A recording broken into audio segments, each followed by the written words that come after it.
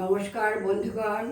আজকে আপনাদেরকে আমি একটা পুরনো দিনের আম, যে কাঁচা পাকা আম হয় না, ভীষণ টক হয়, তারই একটা টক বা অম্বল, মানে চাটনি করলে তো ঘন করতে হয়, বেশি চিনি দিতে হয়, এটার মধ্যে মানে পাতলা করব।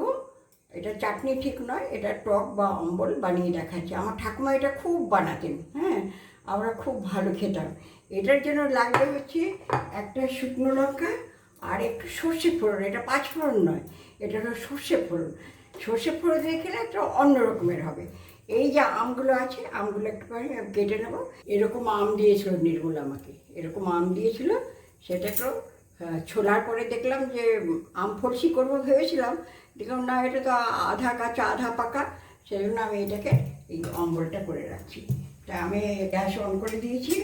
অন করে দিয়ে তেল বেশি লাগবে না, এই এক পানি তেল বা হাফ পানি তেলগুলো হবে, হ্যাঁ। আচ্ছা, তারপর আমি একটা শুকনো লঙ্কা দিলাম সেন্ট আসার জন্য, আর একটু হালকা টক টক ঝাল ঝাল হবে এই জন্য দিলাম। আর একটুখানি দেবো সর্ষে, এই একটুখানি সর্ষে দিলাম।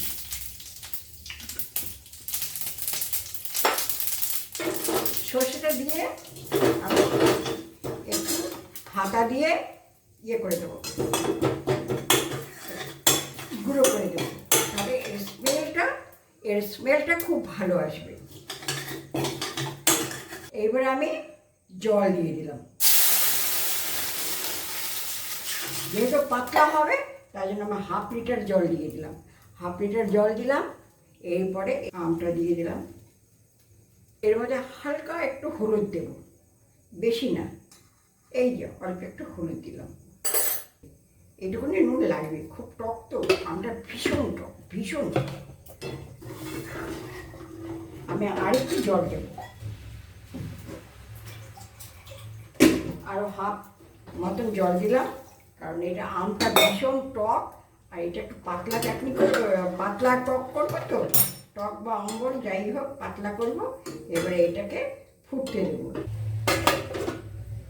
এটা এখন বয়েল হতে থাকবে, বয়েল হওয়ার পরে আমি চিনি দেবো। তখনকার দিনে তো কর্নফ্লাওয়ার ছিল না, সেই তখনকার দিনে একটুখানি চালের গুঁড়ো, আতর চালের গুঁড়ো দিয়ে দিতেন, হ্যাঁ, যার জন্য একটু থকথকে ভাবটা হওয়ার জন্য। তা আমার তো এখনকার যুগে কর্নফ্লাওয়ার থাকে সবসময় ঘরে, তা আমি 1 চামচ কর্নফ্লাওয়ার বার করে রাখছি।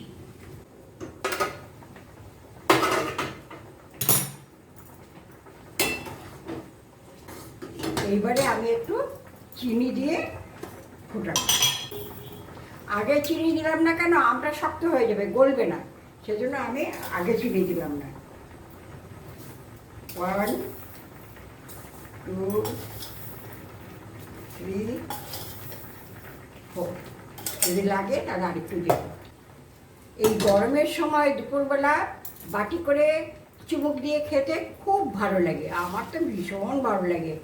আমি টক ভালোবাসি, চাটনিও ভালোবাসি, কিন্তু আমার তো বেশি মিষ্টি খাওয়া ভালো না, আমি কখনো সখনো করি খাই। আচ্ছা, এইবারে এটা হয়ে এসছে। এবার আমি একটু এখান থেকে তুলে নিয়ে কর্নফ্লাওয়ারটা গুলে রাখি।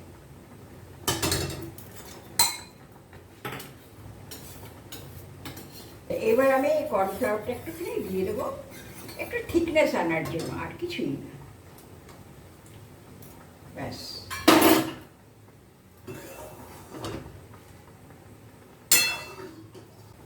এই দেখুন, দেখুন কিরকম পাতলা করেছি। এরকম পাতলা না করে না প্রচণ্ড টক হতো এই আমটা। আর তাছাড়া এই অম্বলটা পাতলা করলে তাকে অম্বল বা টক বলে, আর ঘন করলে সেটা করলে চাটনি। তো এটা আমার হলো অম্বল, হয়ে গেল অম্বল তৈরি। এই যে দেখুন, কাঁচা পাকা টক আমের অম্বল বা টক, পুরনো দিনের গ্রাম্য পদ্ধতিতে রান্না।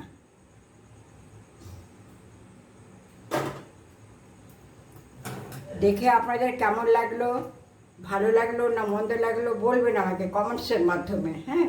আর এরকম টক আম দিয়ে এরকম পাতলা অম্বল করে খাবেন, দেখবেন খুব ভালো লাগে গরমের দিনে। আর এটা ঠান্ডা ভালো লাগে, গরম গরম ভালো লাগবে না।